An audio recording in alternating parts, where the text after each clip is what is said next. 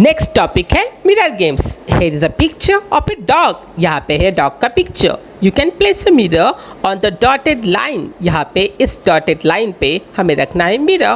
Then the part of the dog to the right of the line will be hidden behind the mirror. तो इस line के बाद ये जो right वाला पार्ट है वो मिरर के पीछे छिप जाएगा और हमें सिर्फ ये वाला पूरा पार्ट छिप जाएगा। And what you will see is like a. और ये वाला सारा पार्ट छिपने के बाद हमें मिरर की ये वाली सामने वाली साइड है ये उभर कर आएगी मिरर के साइड में ऐसे। तो लेफ़्ट वाला पार्ट होगा ये वाला और राइट वाला पार्ट होगा ये वाला। तो इस तरह से दो पार्ट्स हमें दिखेंगे इस मिरर में।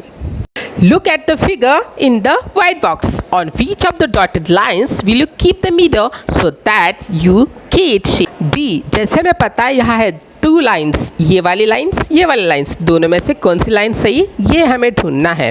और इसके साथ हमें देखना है which parts of the picture will be hidden when we keep the mirror on the dotted lines. तो देखते हैं इस तरह से हमें इमेज चाहिए। यहाँ पे उसके डॉग के टू हेड्स दिखाई दे रहे हैं, मतलब ये वाला डॉट वाली लाइन सही होगी ताकि सामने वाला ये पार्ट उभर आए और हमें टू हेड्स दिखाई दे और पीछे वाला ये वाला पार्ट मिरर के पीछे छिप जाए। तो इस तरह से सामने वाली ये लाइन उभर कर आएंगी पीछे कुछ इस तरह से।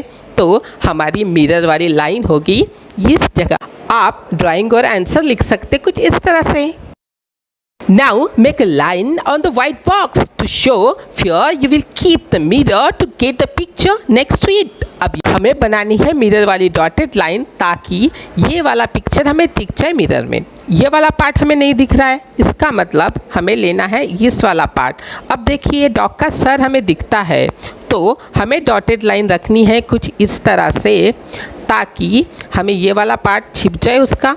और हम डॉटेड लाइन रखेंगे स्ट्रेट इस तरह से ताकि इसका ये वाला पार्ट यहाँ पे आके राइट में होकर स्क्वायर बने और ये वाला ब्राउन वाला पार्ट जो यहाँ पे दिख रहा है वो भी ये नीचे वाला पार्ट भी उभर कर आएगा कुछ इस तरह से। और ये वाली ब्राउन शेप जो रेक्टेंगल को काट के बनी हुई है वो रिफ्लेक्ट होकर बनेगी सिमेट्रिकल कुछ इस तरह से।